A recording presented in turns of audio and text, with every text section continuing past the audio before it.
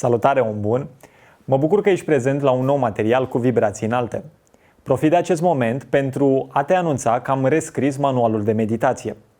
Ediția din 2021 are 59 de pagini și poate fi descărcată dacă intri pe linkul din descriere sau din zona de comentarii. Lasă-mi, te rog, adresa de e-mail și îți trimit o copie personal cât se poate de repede. Îți mulțumesc!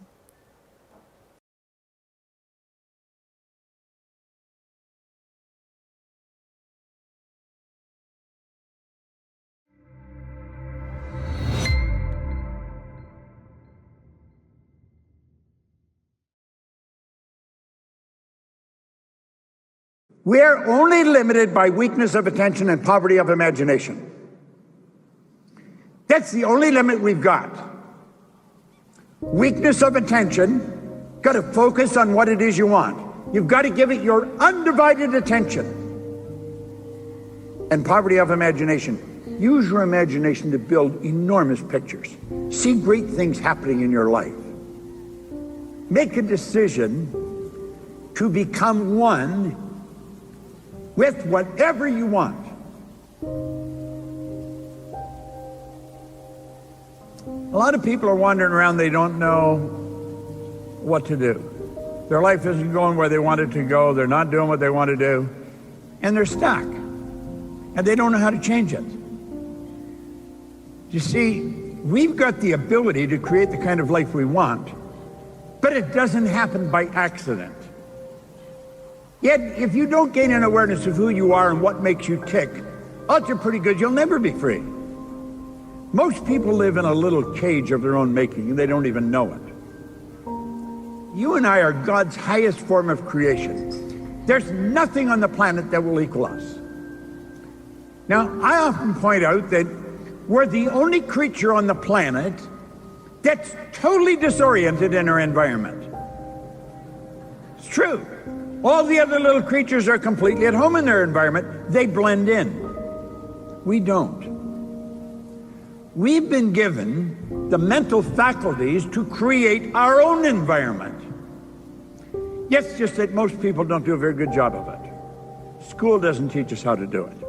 You go right through our educational system, come out and know virtually nothing about yourself. I want you to take your phone and look at it. And think of this.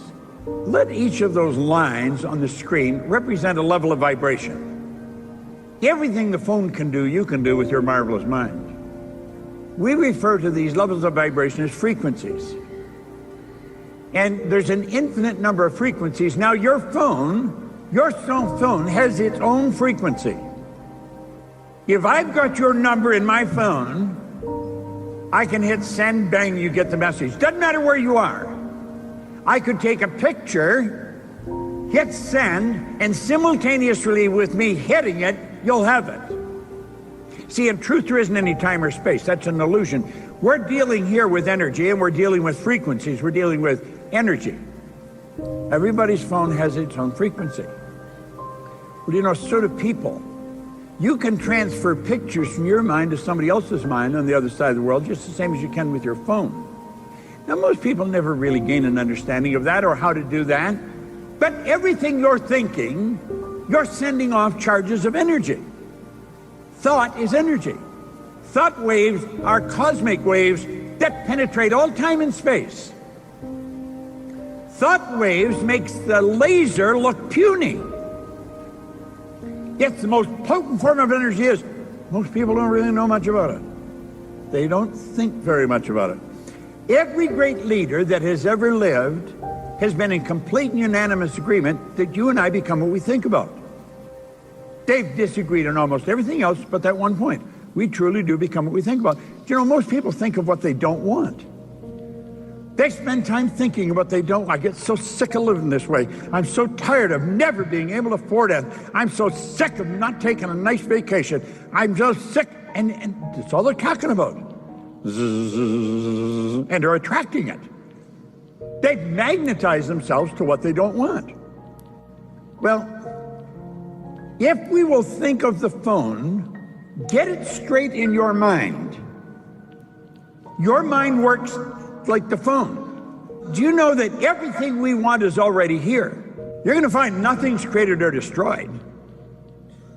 Everything's already here, but we've got to get on the frequency that it's on. We've got to get on in tune with it. And when we do, it comes flying at us. Now, what The Secret didn't do, it didn't teach you much about the law of attraction. Talked a lot about it, but didn't teach much about it.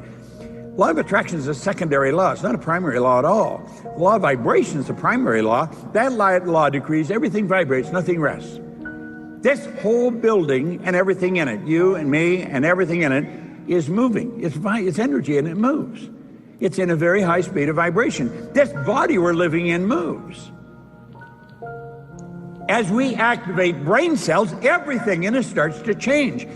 And we can activate those brain cells at will. And listen. Most people don't listen. They talk and they hear, but they don't listen. You hear with your ears. You listen with your emotions. Now, everything you want is also on its own frequency. I don't know what you want. If I were to sit with you one-on-one, that's what I would be digging for. I would be asking questions, and I would be wanting to figure out, what do you want? And you know, most people don't know what they want. Look at your present results right now. I want you to really think about your results. If you're thinking about your income, look at your income. You're talking about relationships, look at your relationships. If you're talking about your health, really take a good look at it.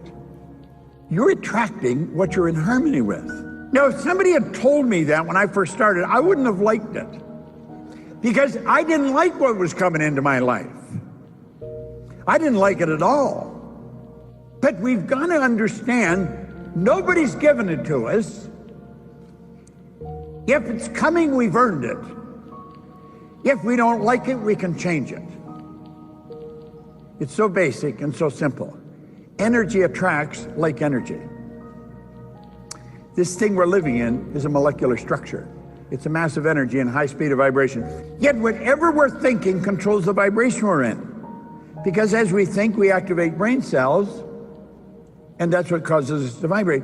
Now, what you're thinking dictates how you feel. Feeling is the language of the subconscious. When you say, I feel, what you're really talking about is the vibration you're in. You say, I feel terrible. You're in a terrible vibration. Change your thinking. But you know, a person in a terrible vibration doesn't want to hear that. It's almost like they want to enjoy their misery. You know people like that. Now you see somebody else and they say, God, I just feel phenomenal. That they are choosing good pictures. Make a decision to become one with whatever you want. Do you know what the problem with most people? They don't know what they want. They really don't know what they want. And it's rather sad because you can have anything you want. There is absolutely no limits, none. I mean, anything you want? Yeah, anything. Anything. You create your own life. Doesn't matter what it is. There are laws that govern this whole universe.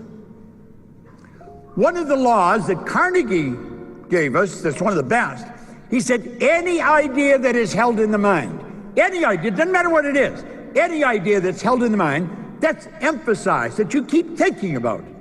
Now get this, that's either feared or revered.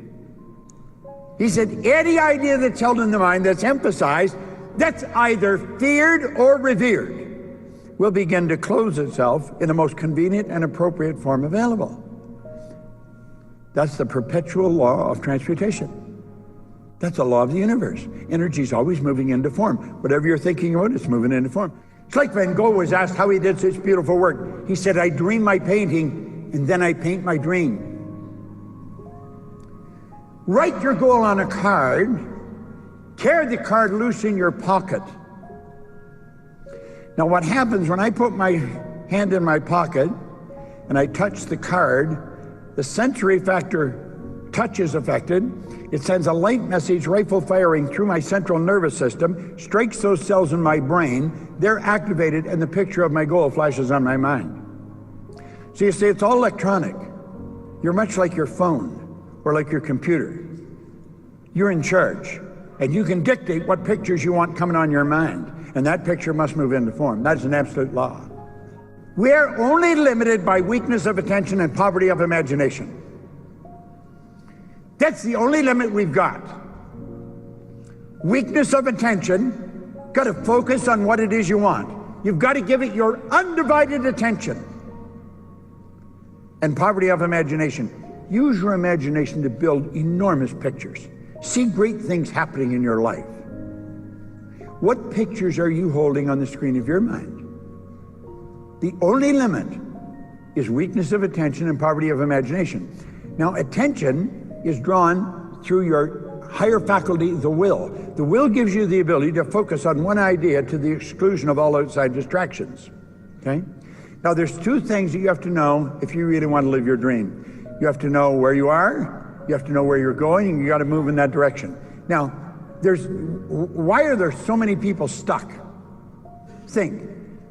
If we think about this, it's so simple. Why are so many people stuck? Our problem is in paradigms. A paradigm is what's in control of our life to a very large degree. And it's the paradigm that keep people stuck.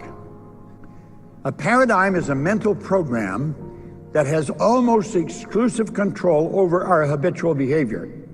Now think, a paradigm is a program that has almost exclusive control over our habitual behavior. And get this, almost all of our behavior is habitual. Paradigms control your perception. Perception is a mental faculty. Animals do not have perception. Humans do. Perception is one of the higher faculties that we've got. Your paradigm controls your use of time. Do you know that every one of us get exactly the same amount of time? We get all there is. No one gets any more than anyone else. Your paradigm controls everything. It also controls your creativity. You'll see some people are not creative and others are. That's not true. Everybody's creative. You're created in God's image. Our problem is we got that reversed and we created God in our image. You are a creative being. You are truly a creative being. Your paradigm controls your effectiveness because it controls what you do, how you do it. Yet, of course, your effectiveness is going to dictate your productivity. How productive are you? Now get this. Your paradigm controls your logic. This is huge. You'll have people say, well, you've got to be realistic. Or they could say, that's illogical. How often does logic stop you? Well, that's not realistic. If you can think it, you can do it when you think. And of course, it controls your ability to earn money. But you see, most people really don't understand money. All the money in the world is available to us. All we have to do is earn it. And working happens to be the very worst way to earn money. It's true. Listen, this guy studied 500 of the world's most successful people. And he pointed out in here, if you believe that hard work and honesty alone will bring riches, Paris has thought it's not true. Riches, when they come in huge quantities, are never the result of hard work. Riches come, if they come at all, in response to definite demands based upon the application of definite principles and not by chance or luck. That's all by law. There is no end to what you can earn. None. Now, paradigms keeps you boxed in all of those areas.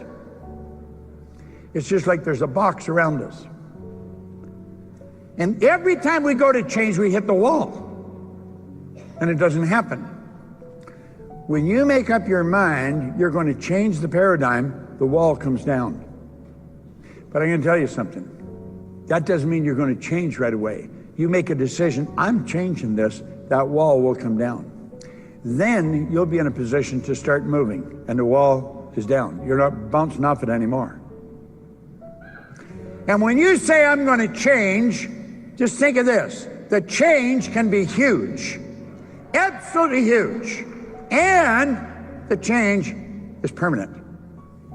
You will never go back. You see, awareness is something you cannot lose.